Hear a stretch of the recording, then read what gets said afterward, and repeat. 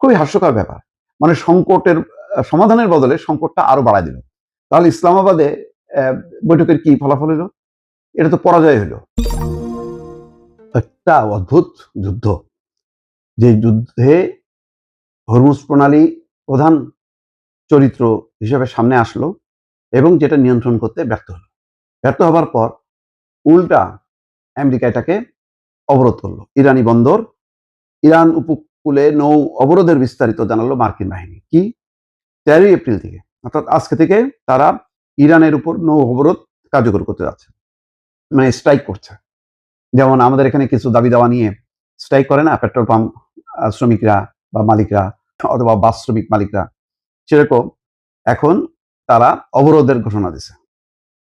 সকাল 10টা থেকে ইরানি বন্দরগুলোতে আসা যাওয়া করা সব ধরনের নৌ চলাচল বন্ধ করে দেওয়া হবে। এর আগে ট্রাম্প জানিয়েছিলেন ইসলামাবাদে যুক্তরাষ্ট্র ইরানের প্রতিনিধিদের মধ্যকার আলোচনা কোনো ফলাফল ছাড়াই শেষ হওয়ার পর যুক্তরাষ্ট্র হরমুজ প্রণালী অবরোধ করবে। তাহলে তুমি আগে চিৎকার করতেছিলে কেন যে হরমুজ প্রণালী নিয়ন্ত্রণ মুক্ত করতে হবে? তো নিয়ন্ত্রণ মুক্ত করেনি ইরান।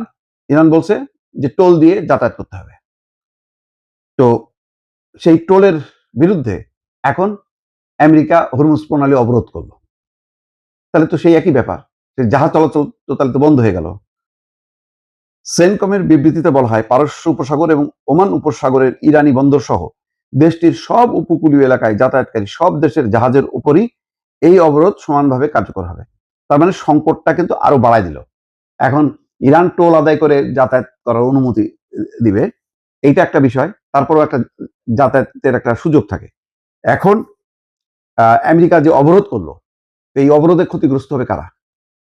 শুধু কি ইরান? অন্যান্য যেই হরমুজ প্রণালী দিয়ে যেসব দেশ তাদের জ্বালানি নিজের দেশে নিয়ে যেত, তারা ক্ষতিগ্রস্ত হবে না? তারাও তো ক্ষতিগ্রস্ত হবে। তাহলে ইরান আগে হরমুজ প্রণালী নিয়ন্ত্রণ করে ক্ষতিগ্রস্ত করছে, এখন আমেরিকা উল্টা অবরোধ করে ক্ষতিগ্রস্ত করতেছে। খুবই হাস্যকর ব্যাপার। মানে সংকটের সমাধানের বদলে সংকটটা আরো বাড়ায় দিল।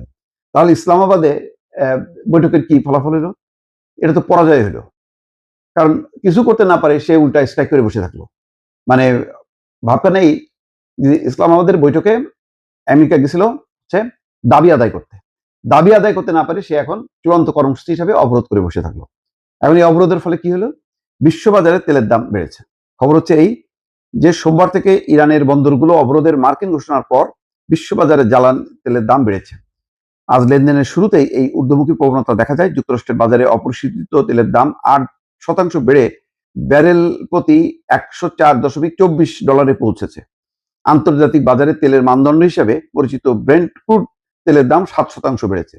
তাহলে তো আগে হলো কম ছিল, $95.20 নামছে, সেটা বেড়ে এখন $102 চলে গেল, প্রায় $6 বেড়ে গেল, $6-7 বেড়ে গেল।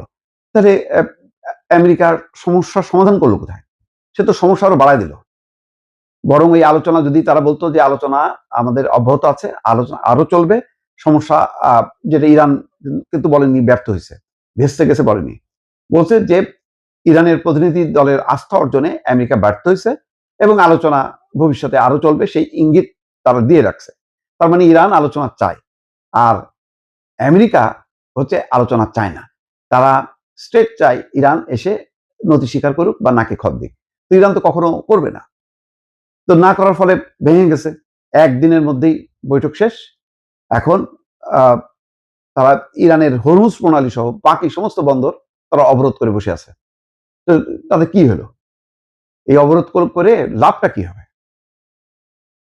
মানে অদ্ভুত সব যুক্তি। দেখা যাক এখন বিশ্বের অন্যান্য দেশ এই ব্যাপারে কি প্রতিক্রিয়া দেয়।